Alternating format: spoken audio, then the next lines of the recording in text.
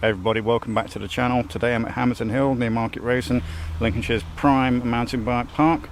Here to test the Grand Canyon 6 on its maiden journey, ready for next week's little adventure, the Glorious Gravel in near Cadwell Park. The Lincolnshire Gravel Epic is scheduled for August the 31st, 2024, and it's set to become one of the best rides I think for me this year. On the 31st, I've got to be there between 7:45 AM and 9 AM. The long route is expected to take 7 to 9 hours, while the medium route may take anywhere from 4 to 6 hours for most riders. I'm expecting to take 6, to be fair. Now you may wonder why I went for the Grand Canyon 6, which is one of the more affordable end of Canyon spectrum. Here's the deal, I'm testing the waters really in mountain bikes. I didn't want to deep dive into a high-end model right off the bat. There's wisdom in starting modest, especially when you're not sure how committed you'll be in the sport as well. The frame itself is obviously Canyon's own aluminium frame, made of 6061 aluminium. It's not the most expensive material, but it's certainly sturdy, I think. A lot cheaper than carbon fibre, obviously you'll find on the higher end Canyon models. But I think as a base starter, this is a really good choice to go with. Up front, we've got the SR Suntour XCR fork with 100mm of treble. The air spring allows for easy preload adjustment, which means you can tune it to your weight or the day's riding conditions. However, compared to higher end forks, it might not offer the same level of damping for adjustability. It is fairly a cheap fork after all. Now let's talk drivetrain. The bike comes equipped with a Shimano Dior XT M8100 rear derailleur, known for its durability and smooth shifting. Paired with a Dior M6100 12-speed cassette, you get a wide gear range, crucial for both climbing and maintaining speed on flats. The 12-speed setup provides fine increments between gears, which is great for finding a perfect cadence. Braking power, Shimano MT400 hydraulic disc brakes.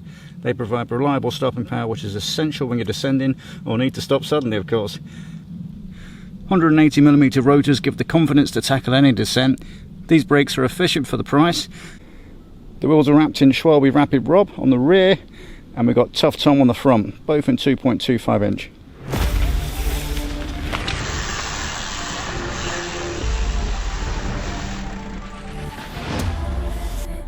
I paid £729 direct from Canyon's website. It was shipped obviously direct from the factory to my door, from Germany all the way to the UK. All in all, plus shipping and the box that came in, it was just over £800. And it took roughly a week to get to me as well, which isn't too bad really. But yeah, bear in mind, if it is cheap and cheerful listed on the Canyon website, you are going to be paying probably 50 quid extra for, for postage and packaging, because it does weigh a lot. Obviously the bike itself comes with plastic pedals, which are ridiculous really, but I think that's one way they can get around saying it's a complete bike when they sell it to you. So I haven't even bothered putting them on. I went straight down the bike shop and I bought myself some V12s, of course, DMRs. I used to have the V12s, I'm sure it might have been a V8 actually, many years ago when I used to run around on a hardtail. This is obviously early 2000s, of course. The design itself hasn't really changed that much, but it is super grippy, and I do remember as well getting a lot of injuries on my legs because of the spin. A couple of things the bike hasn't got, being the budget model of all of the mountain bikes. It hasn't got remote lockout, and it hasn't got a dropper post as well. I'm not that bothered. Cross country, which is what I'm going to be doing next week, won't require a dropper post. Fingers crossed. Not that I'm bothered anyway. I've never had one, so I'm not going to miss it, I don't think. The remote lockout on the fork, again, not bothered at all. Some people sort of swear by these things where it sits on the handlebars. You can just flip a switch and it locks out on the fork. Yeah, it might save a few, but to be fair, looking at the cockpit itself, obviously you're going to be there. Bum. Oh look, some smooth tarmac, and all you're going to do is just move slightly down and toggle the damn thing. I can't really see that being a big issue, to be fair. Watch out for the next few videos. The Gravel Epic is on Saturday the 31st. Obviously I'm going to be filming it. I won't be taking this camera, but I will certainly be using the DJI. I was hoping as well DJI would get their act together and release that DJI Neo, but that wasn't to be on time. So when they do release it, which will be next week, it won't actually reach me in time to actually take it to the Gravel Epic as well, so I can't actually get some aerial shots.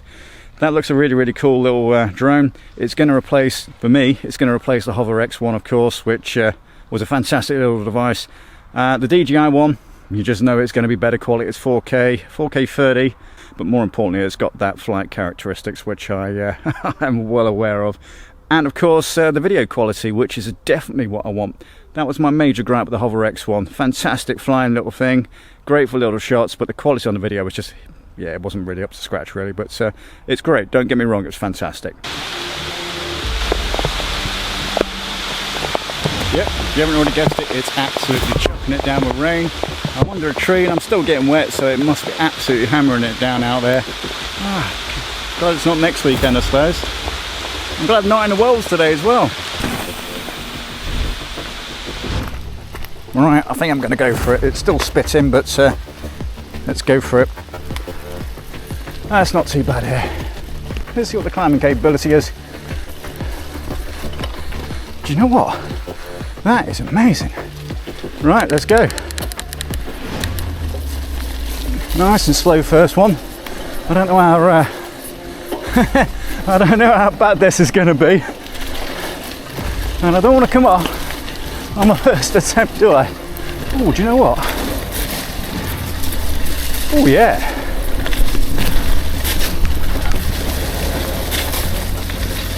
Not fast, but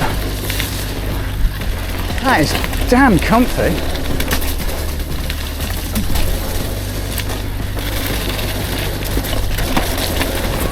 Oh yeah, them brakes work a treat.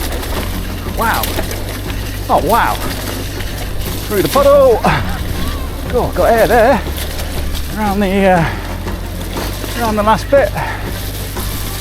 Whoop, hip, whoop, whoop. Well, there we go. All clear. Oh wow, the Wells looks dry now, doesn't it? I think that is the most comfortable ride I've ever had. It's like floating on air on some of that, and I know what all that feels like on the gravel bike. I'm looking forward to riding this next weekend, seeing what fun and games I can get into. I'm hoping the DJI releases on Tuesday. Bangkok, yeah, Tuesday I think it will be. And it arrives before Friday, so I can actually use it next week, but there's no promises at the moment. If you like what you see, do consider subscribing, drop me a like, drop a comment underneath as well if you've got any questions or any tips for that matter as well, and I'll see you in the next video. Bye bye.